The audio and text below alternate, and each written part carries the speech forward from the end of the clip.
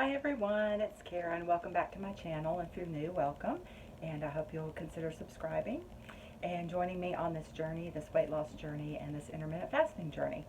So today is Sunday, I believe it is June the 30th, and I'm going to be doing some meal prepping.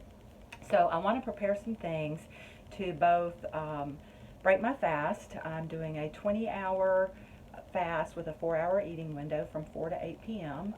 Except for today. On Sundays, I do a 16-8 so that I can have lunch with Albert on Sundays. It's just part of our routine, and I really didn't want to give that up. So I've talked about that in previous videos. I won't go into that here, but I am going to be doing some meal prep this afternoon to get ready for the week. And what I'm really testing is just how different things affect my blood sugar, because if it raises my blood sugar, then I know it's raising my insulin. I am insulin resistant, so any raise in blood sugar is going to raise my insulin a lot, and insulin tells my body to store fat and not release fat. So that's what I'm going for. I'm following the advice, the fasting advice of Thomas DeLauer on in terms of what to eat when I break my fast, and he recommends for weight loss, and particularly for women, to break the fast with, well, he recommends bone broth, but I've tried that and I can't stand that. So I do like my ketone bone broth, but just regular bone broth I don't like. So second to that, he recommends breaking it with protein and fat combination. And so that's what I'm going to be cooking today, and I brought a few things up to show y'all of what I'm planning to do so I can test. So for example, one of my favorite things is I love Jimmy Dean's hot sausage. This is the regular. Albert bought the wrong thing when he ran in the grocery store earlier after church, so I'll be picking up some hot sausage. But what I do is just cook this up and drain it a bit. And so the first day, I'll break my fast just with a serving of the sausage. And then I want to get a reading. I'm expecting that to not change my blood sugar by very much, maybe a point or two over an hour-long period. But I want to test that and get a baseline. And then what I will do on the next day is I will add a serving of this. Is my favorite. It's the Philadelphia cream cheese jalapeno. And I really love to mix that with the hot sausage, and it's just super spicy but creamy and good. So on the second day, I'll mix in a serving of this, and I will have that to break my fast and again test my blood sugar and see and know that anything higher than the spike I saw on day one would be related to that cream cheese. And see if I can, I hope, I hope I can have that. I have been noticing some different things with dairy, so we'll see. I have not tested cream cheese yet.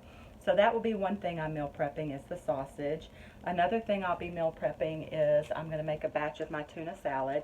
So when I make tuna, I like to mix just a regular package of the light tuna with the albacore.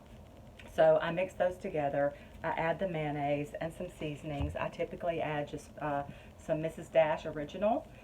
And then I would also typically add some sugar-free relish. I'm going to leave that out this time because, again, I'm trying to understand, what's spiking my blood sugars.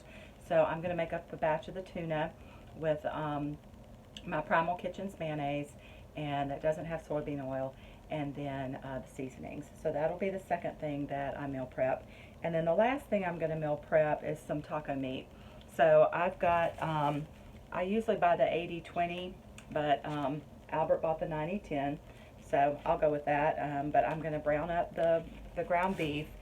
And I use, for my taco seasoning, I use Maria's Keto Kitchen. And she, of course, is all things keto, and so it's totally clean ingredients. And so that will be the taco seasoning that I put on the meat. Normally I would dice up an onion and cook that, brown that in there with the meat too, but again, I'm leaving that out so that I can truly test just what the ground beef does on day one. And if it doesn't spike, which again, I'm not expecting it to, but I want to get that baseline, then on subsequent days, then I would like to try adding sour cream and or some hot sauce to the taco meat.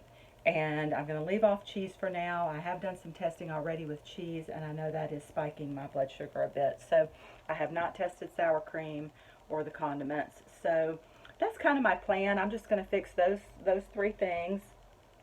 Some will be to break my fast, and then some I may have like a taco salad for dinner later one night or something like that. So that's the plan for this week. Very simple. That'll be a real quick, easy meal prep, and I will be doing a lot of testing and finger pricking. And my Keto Mojo, my additional test strips came in. They were having a sale. I got 2 boxes of 50, so I got 100 test strips. Oh, I can't remember. It was like 20 something bucks. I can't remember, 25 or $29. So that was really good. So I am prepared to test away and really get a grasp on the things that I can eat and enjoy that don't spike my blood sugar, and identify those things that are spiking my blood sugar so I can continue to eliminate those. So that's where I'm at. I'll be back tomorrow, which would be July 1st, to give my weight loss update for the month of June.